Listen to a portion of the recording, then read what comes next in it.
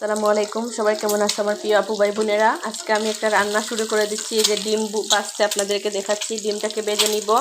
তারপরে এখানে আছে বেগুনটাকে ভালো করে ভেজে নিয়ে তারপরে ডিম দিয়ে আমি বেগুন রান্না করব। এখানে মশলা রেডি করে রাখছি, তো আপনারা দেখতে থাকেন আমি কিভাবে এই রান্নাটা করি। ডিমটা যাতে ভেঙে না যায় এই জন্য এভাবে দিচ্ছি আমি ডিমটাকে উঠিয়ে নিয়ে আপনাদের সাথে শেয়ার করতেছি। দেখুন বেগুনটাকে ভেজে নিচ্ছি আমি। দেখতে পাচ্ছ আমার প্রিয় আপু ভাই বোনেরা, এখানে বেগুনটাকে ভালো করে ভেজে নিচ্ছি। এখানে অনেকগুলো ভেজে রাখছি, মশলা রেডি করে রাখছি, ডিম ভেজে নিচ্ছি, টমেটো ধনেপাতা রেডি করে নিচ্ছি। এখনই আমি রান্না বসিয়ে দিব, আপনারা দেখতে থাকেন। দেখতে পাচ্ছ এখানে সরিষার তেল দিয়ে দিছি, রসুন পেঁয়াজ দিয়ে দিছি। এখানে হালকা একটু আদা বাটা দিছি, কারণ আদা বাটা দেওয়ার কারণ একটাই যে আমি যেহেতু ডিম দিয়ে রান্না করব এই জন্যে হালকা একটু আদা বাটা দিলাম। তো আমি মশলাটাকে ভালো করে কষিয়ে নিয়ে তারপরে পাউডার মশলাগুলো দিব, আপনারা দেখতে থাকেন। দেখছেন পেঁয়াজটাকে ভেজে নিয়ে হালকা একটু পানি দিছি যাতে মশলাটা দিব, যে এখানে লবণ, পাঁচফোড়ন, হলুদ, মরিচ এগুলো দিয়ে দিচ্ছি। এগুলাকে ভালো করে ভেজে নিব।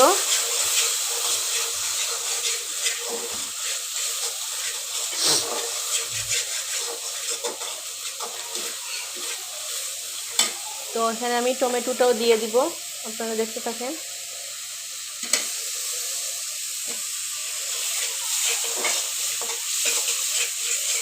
এইখানে মশলাটাকে বাজবো, যেহেতু আমার এগুলা ভাজা আছে, এটা ভাজা আছে, তো এগুলাকে মশলাটাকে এখানে ভালো করে বুনে নিয়ে তারপরে আমি বেগুনটা দিব আর এর উপরে দিব ডিমটা।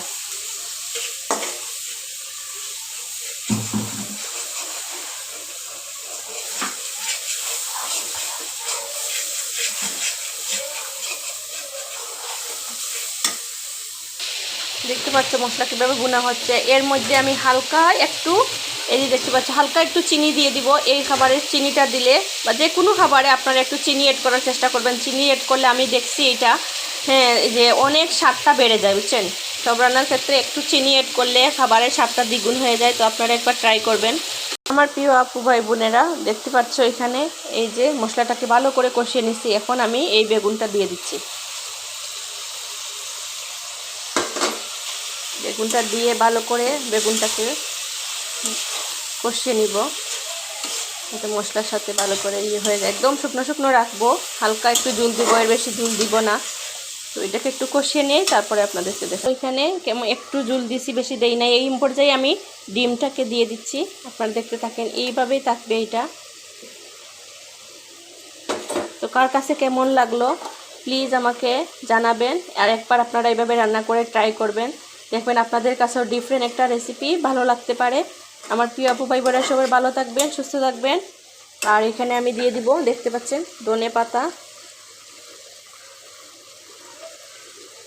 তো সবাই ভালো থাকবেন, সুস্থ থাকবেন। আসসালামু আলাইকুম।